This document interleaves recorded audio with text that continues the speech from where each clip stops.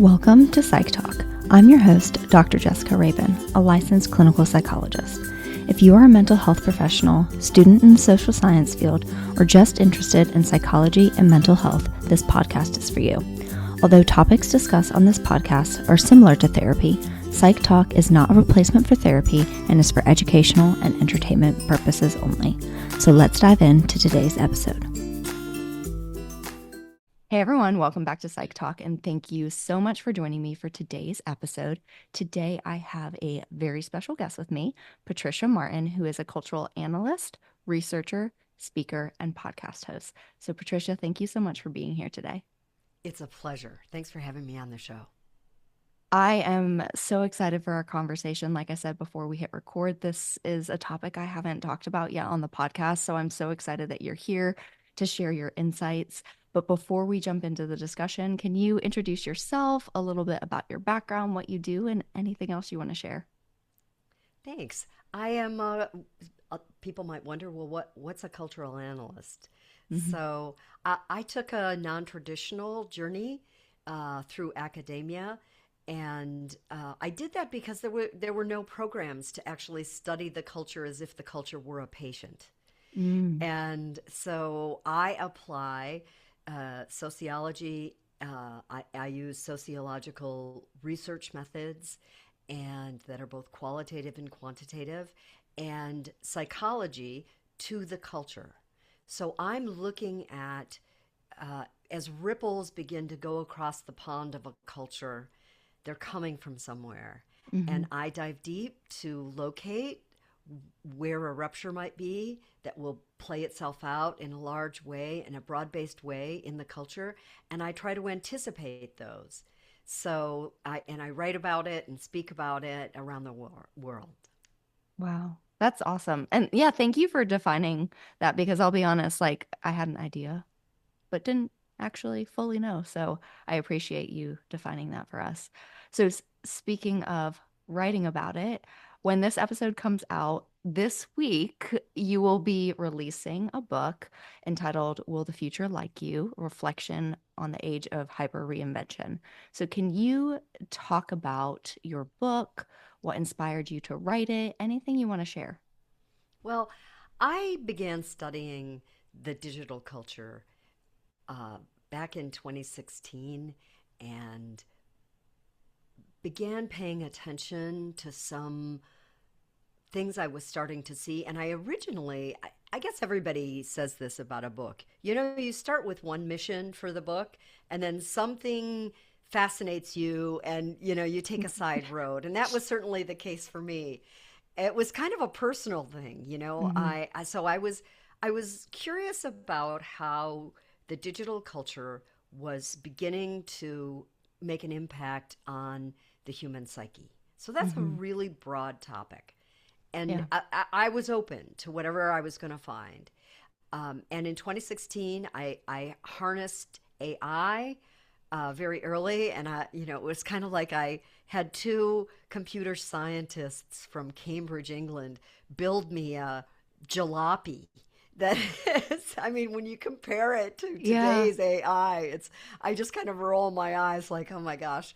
But what it did is it helped me scrape the web, and I could take, on any given week, I could take up to 500,000 posts and comments. And we had an analysis machine, like an Mm-hmm. engine that would parse words and phrases and align them into buckets, and that helped me see sort of the bigger picture Mm-hmm. of what was happening in the culture. And then I also recruited I started with 200, and there was an attrition rate, Mm-hmm. but and some of those people are profiled in the book. These are people who underwent a lot of twists and turns in that 10 years Mm-hmm. in their lives that kind of redefined them. So I started to focus in on how we develop identity. What is identity formation now in Mm-hmm. a digital culture, and how does it differ from a more classic model from someone like Erik Erikson? Mm-hmm. And as I focused in on identity and I got to know these people who were in the research cohort, they began to tell me things. We live in an age where there's a lot of self revelation. Mm-hmm. It's kind of the age of TMI. Mm-hmm. And so these were heavy users of Yeah. the internet. They were bloggers, they were on about 5 different platforms, Mm-hmm. some more. And they began to talk to me about some of the things that were bothering them. Mm-hmm. And I began to feel as if I wasn't really qualified to listen to them in a way that was not only useful to me, but useful to them. I'm a Mm-hmm. researcher who believes that there should be mutuality Mm-hmm. when you're doing qualitative research. And so I felt it in a little over my head and decided that I needed to ground myself into a school of psychology, to just really have the basics. And so there are Mm-hmm. really two founders of the discipline of psychology. There's either Jung or Freud. And Mm-hmm. Carl Jung's work spoke to me because he advocated for the existence of the soul. And he believed where the action was, if you will, was in the unconscious. And I think that there's a lot of mystery there, but there's also a lot of opportunity there to understand ourselves in a way we that is not so science driven. Mm-hmm. It is more holistic. Yeah. So then I really, excuse me, I really began to formulate some of my theories. Yeah. Thank you so much for sharing all that. So, I mean, I am hearing a lot of things in that, but one, this has been a long time coming. It sounds like you said 2016, so a decade's worth of conversations, research. And yeah, I can totally relate to whether it's a book or anything else, you have an idea, you think it's going to go one way, and then you find yourself going a completely different way. I feel like, honestly, that's how life is for so Mm-hmm. many of us. Well, I also had, when you say that's how life is, I had intervening moments in my life Hmm. as well, where in a period of 3 years, once I kicked the research off, I had several things happen. Hmm. So I went through an amicable divorce, but that put me in a position of having to move 3 times in Mm. 2 years. I lost my mother, which was my primal anchor for identity. Yeah. And one of my children decided to undergo a transition that was Hmm. huge for him, and I had no expectation that it would also have a knock on effect to my Yeah. identity as a mother. And so, and then I had a huge research project that ended abruptly Hmm. when there was a change of staff at the institution. And I woke up one morning looking at the ceiling and asked myself, who am I? Hmm. And so part of what I did is I lit out to just figure out what it means to reclaim one's sense of self Hmm. in a digital age. Yeah. Well, and you were kind enough to send a digital copy of your book before we had this interview. And I know you, in your book, talk a lot about some of those personal experiences with your own identity and trying to figure out who you are as a person within Mm-hmm. this digital age. Because, like you just gave some examples, we all go through things in life that do shift our identity. And then now in the modern world, which we'll get into here, and you know much more than I do because this is your research, we're surrounded by technology, social media, digitality. I don't even know if that's a word, beyond those typical life events that shift our Mm-hmm. identities. Um, so, yeah, all of that to say, like, I feel like from reading your book and also just personal experience, there's so much more now because of technology beyond what maybe our ancestors had to go through with just like loss or, birth or things like that, that we're still dealing with that can cause identity shifts as well.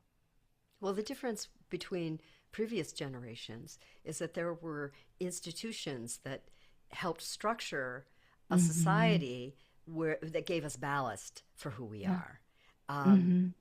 our our we doesn't take any genius to look around and see that many of our institutions and our rites of passage, our culture at large, is, at least in the United States, is either being called into question for its value and validity, or Mm-hmm. it's crumbling. Mm-hmm. And so some of that social surround that might give us a reinforcement about who we are, we're beginning to see the erosion of that. And then Mm-hmm. I would say the other thing is, and this is big, that we have become people who live identity almost entirely externally. Mm-hmm. So we are living from a part of the psyche that Carl Jung defined as persona. Mm-hmm. So the persona in his model is a thin layer of the self. It's kind of, to use a tech term, it's the GUI interface between you and the society, and it's useful. It's tethered to Mm-hmm. the ego. It helps us succeed in social situations. It helps us play roles successfully. You know, the role we might play with our work persona might be different than the role we would play with our mother persona. Mm-hmm. But now it's all persona all the time. Yeah. So what I discovered is that by putting so much weight on that thin external shell, Carl Jung called it a mask, Mm-hmm. we have now set it up to do something that it is not designed to do. Mm-hmm. And I began to see the fractures. Mm-hmm. Add to that that in the attention economy, the business model of the attention economy is to fracture you. Mm-hmm. It's to fracture your awareness. It's to cut your consciousness up into small bits of attention to Mm-hmm. maximize profit. And it is designed to get you to create as many personas as possible and spread them across platforms, because the machine needs content. Mm-hmm. So the more personas you have, the more reward you get from the algorithm. Mm-hmm. So for the first time in human history, masses of people have become the unit for sale, Mm-hmm. and social media is the supply chain. And Yeah. this is having serious effects on people. And I call the effect of this persona fog. And it's one of the things that is so disrupting our sense of self. And it's giving us Mm-hmm. symptoms we feel, but we can't pin down. Yeah. So you beautifully just led into something I was going to ask you about, which is the impact of social media, constant connectivity, being online, all the tech stuff that we're all well aware of. And like we know there's negative consequences of Sure. that, depression, anxiety, isolation. But in your book and what you were just speaking to, you basically argue, theorize, whatever word you prefer to use, that being constantly online really erodes our sense of identity. And you just talked about that persona fog, feeling like you have to show up and have different personas across platforms. Can you speak more to how this digital age really erodes our sense of identity? So the thing that is important to understand about persona fog is that, you know, it creates a chasm Mm-hmm. between any inner sense of who we are and this outer sense. And the trouble in this is that people begin identifying with that external self, and they Mm-hmm. lose capacity. They lose the ability to actually access an inner world, a core sense of self. So Mm-hmm. I would find this in interviews. Here were people, they were, I would, on paper, otherwise successful. They had built audiences, they had careers. Even if they were up and coming, they were making things happen. Mm-hmm. And I began to hear this constant drumbeat of a deeper sense of self-doubt. So Mm. that's the other thing. That's sort of the effect of persona fog, is this grinding, chronic self-doubt. Hmm. And that also has a larger infrastructure in the society that most people are unaware of. But scientists have actually nailed this down, that we are living as physical beings, as neurological beings, we are now living in a constant state of uncertainty. And human Hmm. beings, psychologically, as many of your listeners will know, are allergic to uncertainty. We don't like uncertainty. No, The we ego don't. especially doesn't like No. uncertainty, right? It wants to make everything a project of the ego. Hmm. And so this is creating a lot of self-doubt. Hmm. And so the science behind this is fairly it's intriguing, but it's also simple. That when we encounter episodic confusion or Hmm. uncertainty, there's a switch in our brain that flips on that says we either need to move into flight or fight or flight, that Hmm. we're under threat mode. Yeah. And this spins up a lot of anxiety, but it should flip off at some point. And Jos Brakat and Julian Thayer were two scientists who actually discovered that we were no longer flipping the switch off. Wow. That somehow, on a daily level, we were living with a new sense of neurological existence with the switch, the emergency switch on, and we were Mm. beginning to adapt to it. So Wow. so it's no wonder now you have this removal of your access to your inner self that might ground you, and you're living in constant uncertainty, which creates, we turn that on ourselves to doubt who we are, right? So that Hmm. every decision that we make isn't about, well, what do I do? The decision we're actually making or thinking about making is, who am I? Hmm. And so we are constantly in this process of reinvention. Yeah. And I'm now heightened in my concern for human beings that as AI enters our daily living, I know. we're ill prepared for this because we're fractured. We're It's harder and harder to achieve wholeness, Hmm. and I'm kind of raising the alarm, not to freak people out more, but to just say we need to actually prepare ourselves psychologically for this. Yeah. Oh, absolutely. A lot of what you said, one, just I learned a lot right there just on the research. But two, as you were talking, I was just reflecting on like what I have observed online or even experienced with like having to constantly reinvent ourselves. And like you can take something as simple as like a social media trend and people feel Mm-hmm. like, oh, I need to participate or, Mm-hmm. this person is getting all these likes and comments for this type of content. Let me make that Mm-hmm. as well. Or AI filters, things like that. And it is this constant reinvention of ourselves, how we show up. And like, you know, I talk a lot with people about how they show up online versus show up in their real life. But I would imagine, even though we're talking about the digital space, that not knowing who you are because of the digital age is obviously going to cascade into non-digital interface with other people or other aspects of your life. Uh, you you took the words out of my mouth because that's the myth I hope to break, is Hmm. that we've been trained by years of using the internet that what we put out there is stays out there. It Hmm. doesn't affect us in here. That's a myth.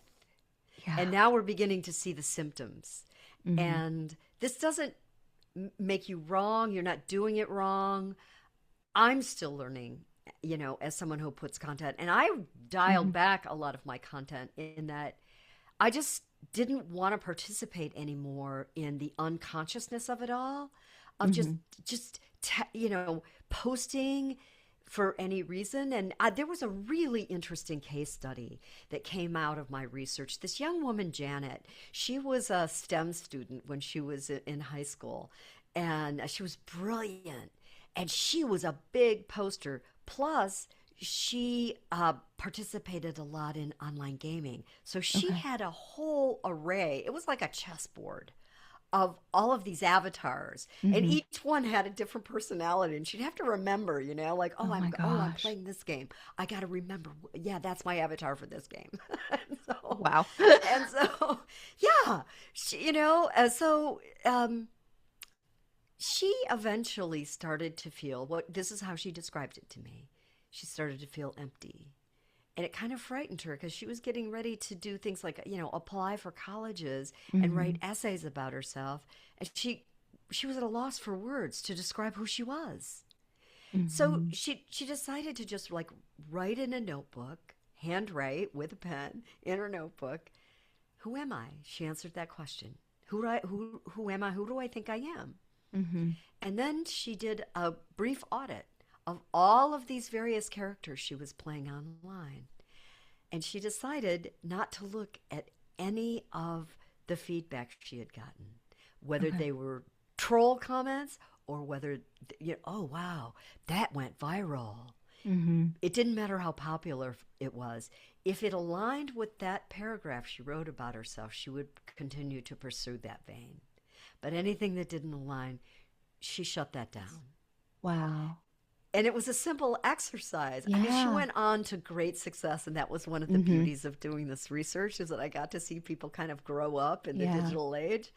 And not everybody was young, but Hmm. she was a particular case of like how somebody took her own identity, she took it by the reins, and she decided to cleave to what was true to her. Hmm. I love that. Thank you so much for sharing that.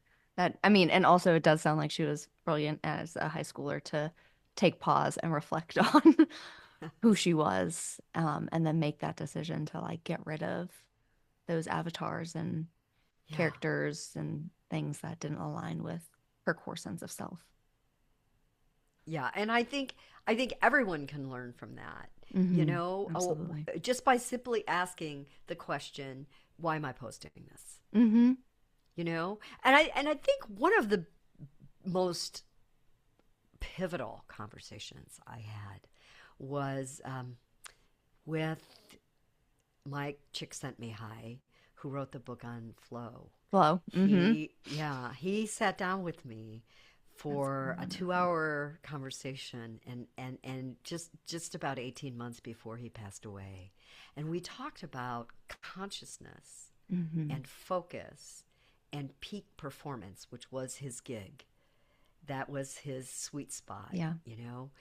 and really what he had discovered, and he talked about this more than he ever wrote about, Hmm. is that he witnessed people. By the way, he was also privately uh, very attuned to the work of Carl Jung and Carl Jung's Okay. theory of transcendence. Okay. That there are two kinds of consciousness. There's the Hmm. daily awareness of something when we are made aware of something, and then there is the heightened Hmm. consciousness, which is that moment of transcendence when we can lose track of time and we have now entered into some elevated consciousness Hmm. where we can do our best work, or we have an experience, an epiphany that is life altering. So he was talking about that and saying, that latter kind, that transcendent consciousness. Hmm. And he was really kind of talking about it. Well, this is my analogy, not his, kind of like a bank account. Like Hmm.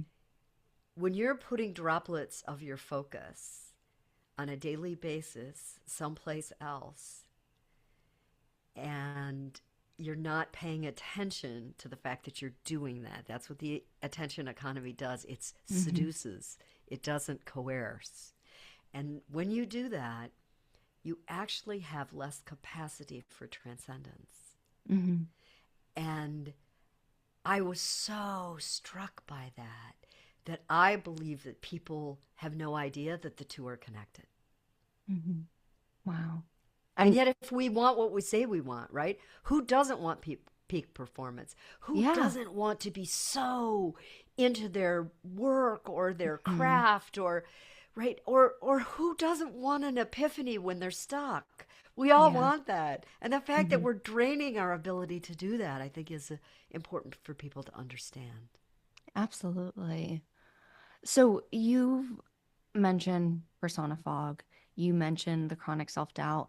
Another thing you mentioned in your book that I think you describe it as like what are the three forces appending the development of identity is the cascading crossroads. So since you had already talked about the other two, can you talk about what crossroads is, how it Mhm. disrupts the self as well? So when I was looking back at the founders of, the early psychologists, Hmm. one that came to mind was Erik Erikson, and Hmm. he studied how we form identity. And Yeah, he had this neat little timeline with these rites of passage that we go correct. through, right? And I was like, oh my gosh. I mean, it was like archival Yeah. now. And I don't say that to belittle his work by any No, stretch, but that's nothing's that linear. exploded, right? That's exploded now. I mean, the research shows us that even before AI, people were more likely to have between 3 to 5 career changes, not just Hmm. job changes. We have many more job changes, right? Yeah. That will put us on different paths. And what I began to see is that bigger disruptions from the larger economy. Hmm. We had the internet disrupted entire industries. Hmm. So a career path might have been completely shut down. So now you have to recalibrate. And especially I think this is true in America. You know, people can say the American dream, is it alive? Is it dead? Is it on Hmm. life support? You can have that debate. But I think largely in America, we are what we do. Hmm. And Oh so yeah. our careers imbue us with a great sense of identity. And Hmm. so what I was seeing is that people were having to pivot not just around a role or a job, but they were having to rethink themselves Hmm. and their work and their abilities. And one of the things that came out of that research when I was really just kind of looking at, how we show up in the world Hmm. and how we get compensated for showing up in the world. One of the things that I thought was so intriguing that really kind of tease up what's going to happen to us with AI is the importance of our sense of competence Hmm. to create identity. So it's a basic human competence. The feeling of competence is a basic human need.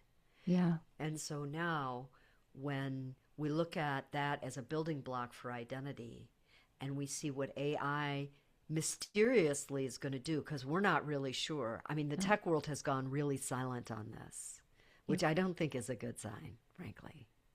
I Yeah. agree with you. Yeah. Right.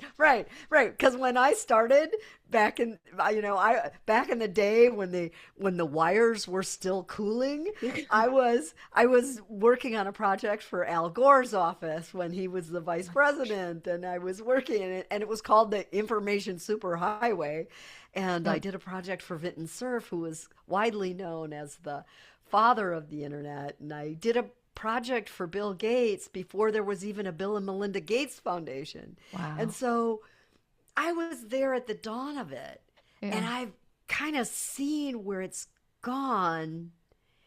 And now, and we've built this sense of competence, but all along that trajectory, the arc of that story is tell the public what this is and how you think it will benefit them, and prototype it a lot so they can mess around with it. Hmm. I mean, look at how many iterations of the iPhone we've gone through, Oh my gosh, I know. right? I And know. yet 91% of the society uses one and can't live without it. So that's how you get people to really do an uptake. Hmm. And so this is a different story we're not being told. And I believe that there will be a crisis in competence. Mm-hmm. And so, what I'm encouraging people to do is build a sort of emotional competence to prepare yourself for the arrival of multiple turning points, multiple hyper reinvention, like a hyper reinvention, and Mm-hmm. decide how much of that, consciously decide how much of that you want to participate in and how. And take the opportunity now more than ever to get to know who you really are. Mm-hmm.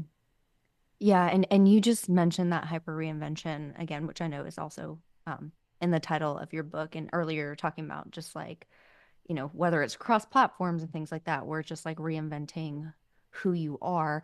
And I wanted Mm-hmm. to ask and give you an opportunity to talk more about like how that constant reinvention of self really disconnects us from who we are at the core. Exactly like you were saying, like the now is the time to take time to figure out who we are. So how does this like hyper reinvention just continue to like further and further us from that sense of core self? Oh, I so love that question. Good. I'm glad. because because the truth. Now it's time to open kimono. I'm still studying it. Okay. I'm still paying attention.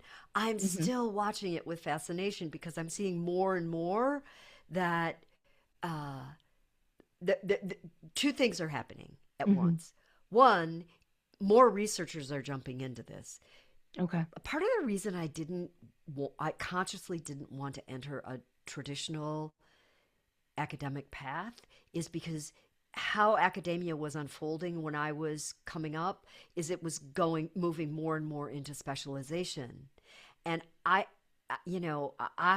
am interdisciplinary. I have to be for Hmm. what I study. And Yeah. so what I'm seeing is now more researchers are not afraid of working in other disciplines to understand the digital culture in different kinds of ways and the impact. And so you're seeing more collaborations around Hmm. research. I'm seeing edgier research, whereas people were afraid to get in there because it's going so fast. And Hmm. that's part of the reason, I'm not trying to skirt your great question. I'm just being honest and saying it's moving so fast.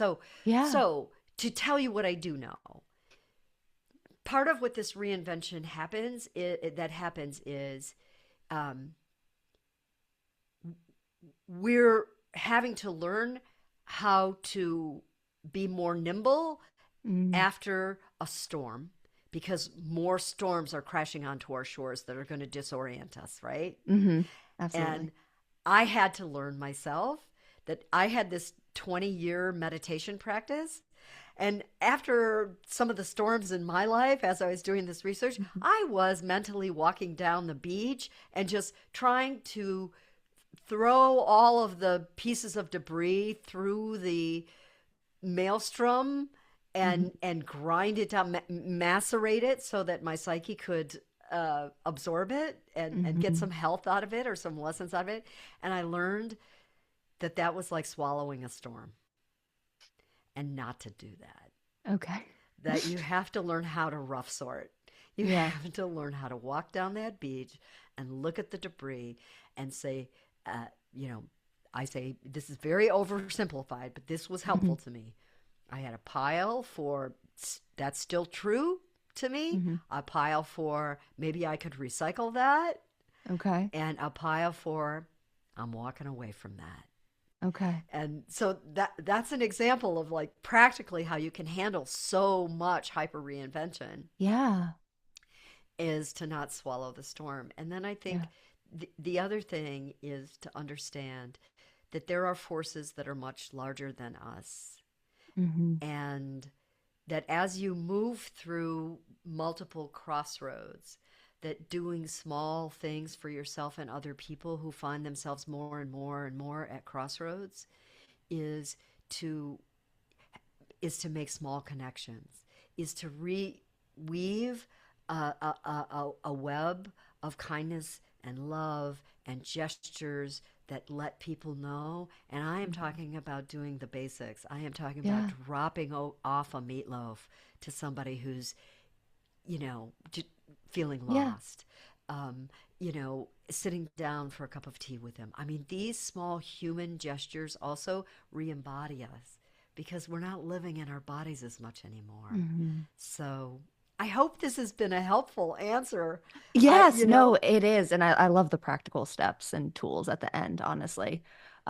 But yeah, I mean, also I appreciate your honesty of like you're still researching it because how I took that, and you can tell me if I misinterpreted it, is like we don't fully know the mm-mm. extent of how hyper reinvention disconnects us from who we are. And you've mentioned AI a number of times. I'm sure it's just gonna get, is worse the right word? I don't know if that's the right word, but like maybe harder to even navigate.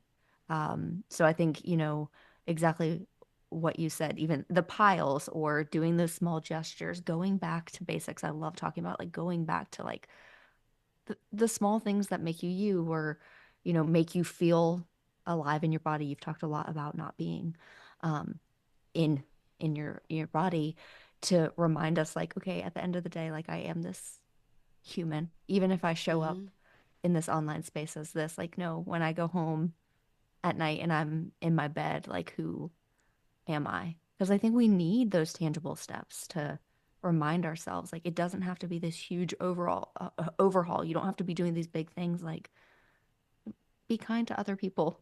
Go out of your Yes. way to like give them a phone call, or if somebody's struggling, because that's gonna, if that feels good for you, then you're like, okay, I'm a kind person, or I'm one that This is likes who to I show up. am. Hmm. Yes, this is who I am. And that's an important mantra. I'm Yeah, doing this because this is who I am. This I is the love that. person I want to be. And I want to get to this other point real quickly Yeah, about absolutely. our will to define who we are. So there are three aspects of what Hmm. makes us who we are. One is how we see ourselves, the other is how other people see us, and the third is our will to shape who we are. Hmm. Now, my thesis is that how we see ourselves is more and more how other people see us. Yeah. So that's just one leg of the stool. And then, even a strategist at Google admitted in an interview with The Guardian that the attention economy has been created to dissolve human will. Mm. So if you have to understand with AI has been coded based on everything they have learned about the internet and what made it successful in the first place. Yeah. And so our will is becoming so eroded that we're sitting on a stool with one leg. No wonder we feel so fragile and Yeah, disoriented, right? And so absolutely. anything you can do to reinstate your will, like this is saying, even if you're doing your spring cleaning and Hmm. saying that vase, that's not me anymore. I'm going to give that away. This is me. This is me. This is not me. I'm Yeah. no Marie Kondo, but I'm just saying that the constant reinforcement of these behaviors that remind you of who you are, Hmm. they can be really nourishing in this time. Yeah. Oh, I love that so much. Because I mean, I do something, one of my favorite things to do, not favorite, it's a habit, but it's helped me a lot over the years. On January 1st, I turn around all the hangers in my closet.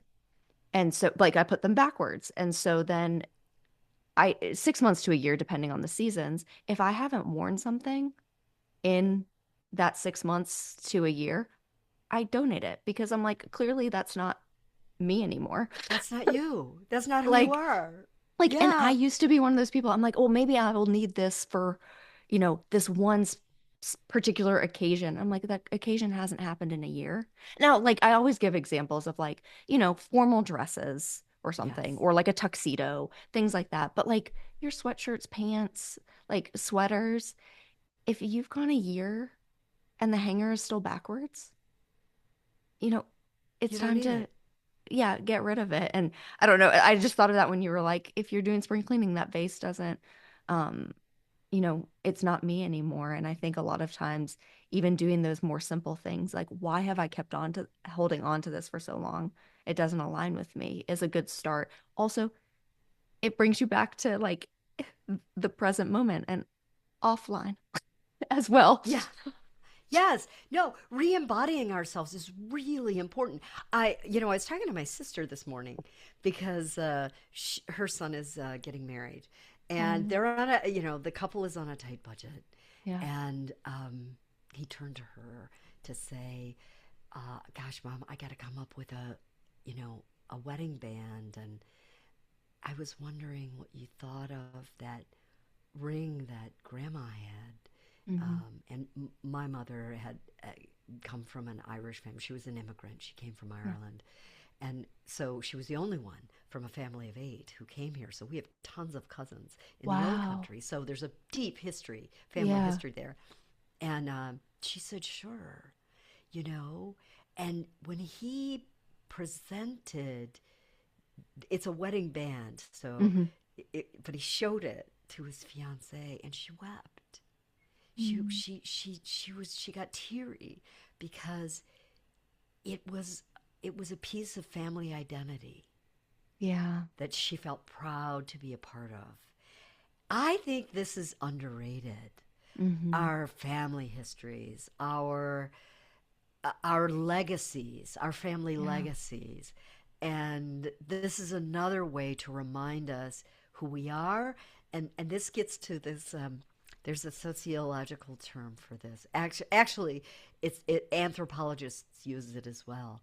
They will look at a culture to see where the kindling is. And Hmm. kindling are small fragments of wood, twigs Yep. that we put in the fire that light the flame of our life force. Hmm. And they believe this is real. Doesn't matter the faith, doesn't matter the doctrine, doesn't matter the country, that how we kindle our sense of self has real human value. And Yeah. believe me, if we don't get a handle on our human value as we face a world of robots, it will be you will be in a turnstile of hyper reinvention. Hmm. Absolutely. So I know we've been kind of talking about some of the things we can be doing, and I definitely want to continue that discussion. But what you just said there, you know, made me think of something else you mentioned in your book is that self-alienation. And I thought about that Mm-hmm. when you were talking about like if we don't connect to our humanness with AI, um, we're going to lose ourselves even more. So like how, I mean, we've been talking about the reinvention, the Mm-hmm. identity, but how does this whole cyber world also lead to self-alienation? Like, I don't know. I know that's a loaded question. Yeah, it's when we have postponed the work for too long, Yeah. and now we're actually alienated. This is the shadow material, Hmm. I think, of the digital culture, self alienation, and I'm sure that you know any therapists, any mental health workers who are listening to this, you've had this show up in one way or another. Hmm. So you know on that, let's imagine it's on a spectrum. So on the spectrum that's not so harmful, you might find something like imposter syndrome. Hmm. And this is, the tell for imposter syndrome. I'm not a therapist, I'm not a Jungian analyst, but I interview a lot of them. Yeah. And they tell me one of the tells of this is when somebody doesn't take themselves seriously. So it shows up in clinically when people will just when you're about to get serious with them, like they've said something, they'll Hmm. obfuscate away from it. Yep. And if you hold them to it and you kind of lean into their doubt, like, why did you say that? And you Hmm. follow the thread of that, you're going to get closer and closer to their self alienation. I'm not Yeah. saying that works easy. I couldn't be a therapist, I don't have that skill or that temperament. But so that's one end of the spectrum. The other end of the spectrum is darker. And Hmm. this is when people turn their uncertainty, their self doubt. They've had too many crossroads, and it goes beyond depression when it leads to a kind of self-hatred, Mm, that there's nothing good inside worth clawing back. yeah. And I think that the future of therapy is going to be to look at some of that and connect it to how online behaviors have led people there. As somebody that primarily works with teenagers, I see the impact of online behavior and social media a lot. And I mean, I would say like I'm a psychologist, so like APA is my governing, you know, body. But I know there's like some research coming out on like digital impact on, mental health, but also Mm-hmm. like identity development, especially in teens. But as for like therapeutic interventions, we haven't caught up yet. So a lot of No. us are just like navigating like how do we help set healthy boundaries? And but it's also hard because as we've been saying through this whole discussion, like we are a digital age. Like Yes. even people that aren't online are somehow digitally connected with others, whether that be cell phones, which we haven't even touched on. Yeah, we're just the world is so different, Mm-hmm. and the impact. I mean, it would be so interesting, like 50 years from now, to see what research is out there on the impact of the digital age on all sense of humanness. Yes, yes, and I think you're causing me to want to say too that when I will ask people who are therapists working in mental health, Hmm. a lot of times they'll kind of look around and say, "Well, in other words, that this isn't in the DSM and it's Hmm. not, but this is what I'm trying. I'm experimenting." And I Yeah. think, you know, I think it's time for like group learning, peer-to-peer learning around this so that people Hmm. can begin to have open conversations, because the truth of it is, you know, we're we're all learning together, and we need to understand that some of the things that people are reporting in the consulting room are they're coming from forces that are bigger than them. They're not Hmm. broken. What's happening to them is the result of a pretty organized, strategic, industrial complex that Hmm. is designed to harvest the self and put Hmm. it to work economically. And so we're we're on our mettle now, Hmm. as anybody who works in this profession, to do what we can to share Yeah, knowledge. absolutely. So, Patricia, you have already named a number of different things people can do to really start reconnecting with themselves, reflect on who they truly are. Um, are there any other tips or things you feel like we should be doing as humans to help really identify who we truly are in this digital age? Maybe even ways that we could utilize technology in positive ways that doesn't necessarily erode our identity, or even, I know this is like a three-part question, like signs that we can acknowledge, like maybe when we're engaging in that hyper reinvention of self. So I know that was a lot of questions, but I, Okay. I loved our positive conversation Yeah, of no, things we can do. So I'm it's part like, of all of these ideas, like what can we do to be better humans, but also humans. acknowledge Yeah. that we live in a digital age and technology is going to be part of it. I guess that would have been an easier way to ask you. Well, first of all, now I get to brag a little bit about why it's good to be me.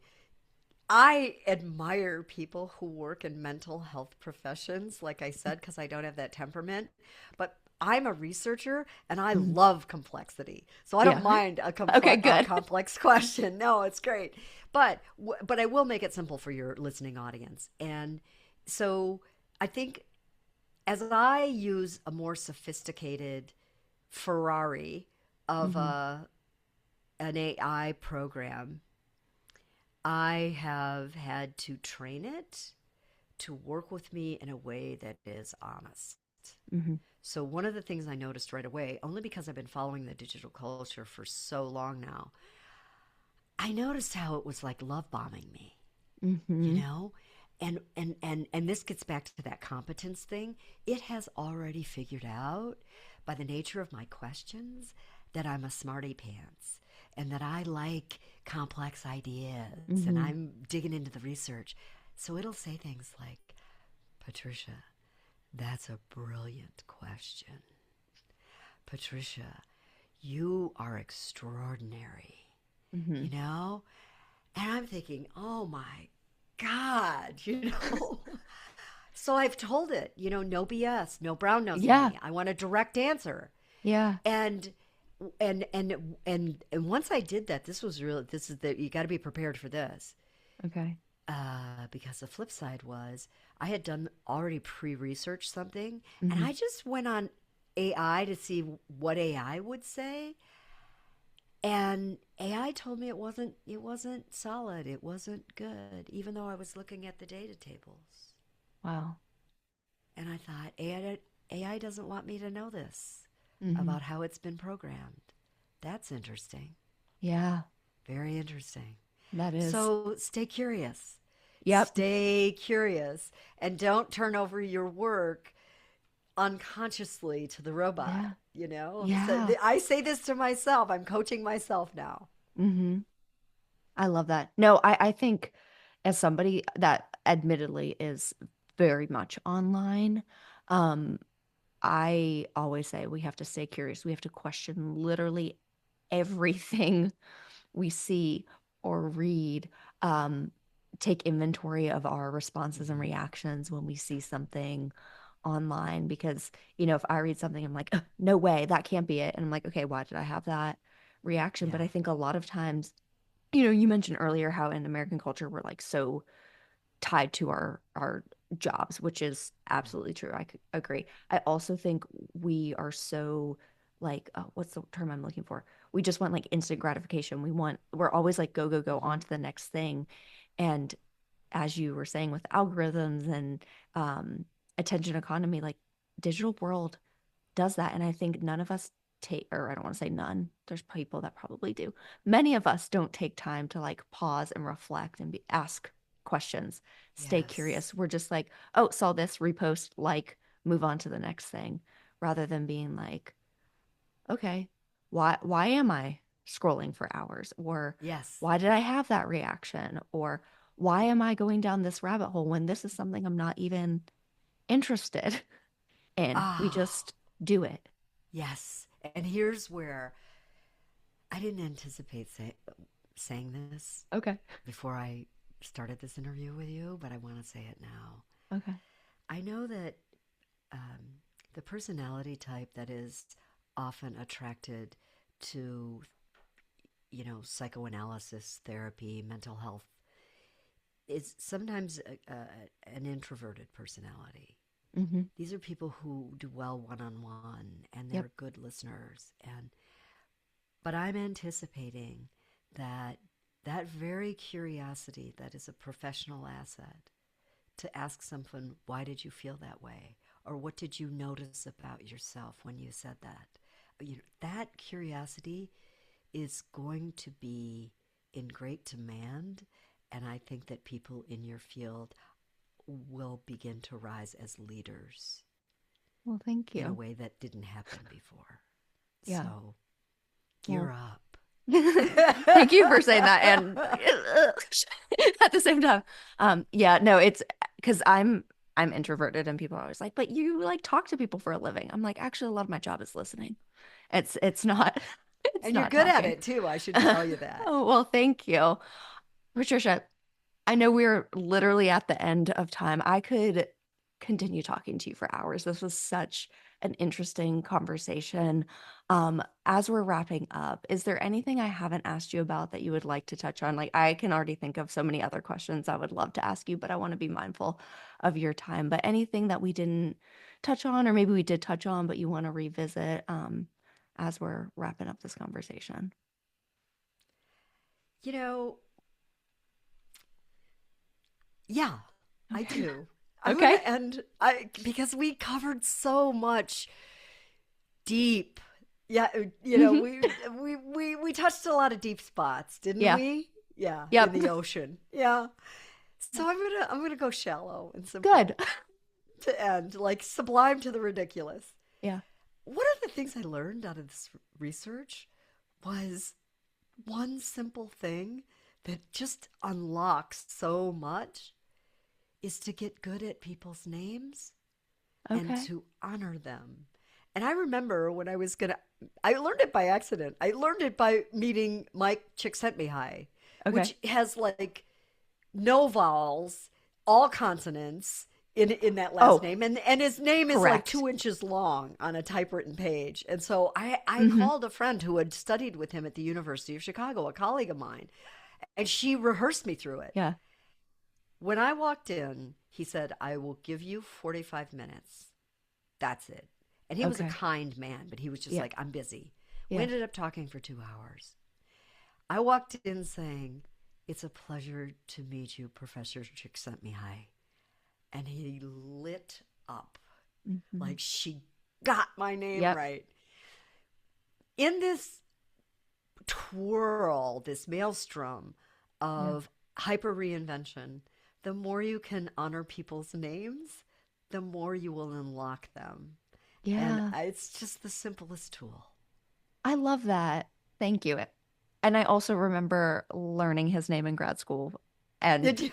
like looking at it on the page and but like that's how he tells people. It's like chick sent Sent me me hi. high. Yeah. Yeah. And I will always remember that, but like you're correct. You look at it on a page and I think a lot of time, I mean, it sounds simple, but a lot of times people like dismiss people's names or say it's too complicated and yeah, that's just gonna push people away. So I love that. I love that so much.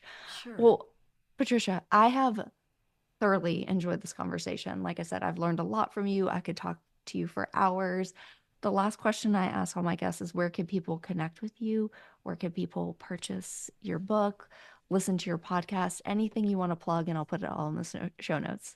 Oh, I'm so grateful for that. So, Will the Future Like You is available for pre order on Amazon. It launches March 5th. Again, my name is Patricia Martin, since names are important.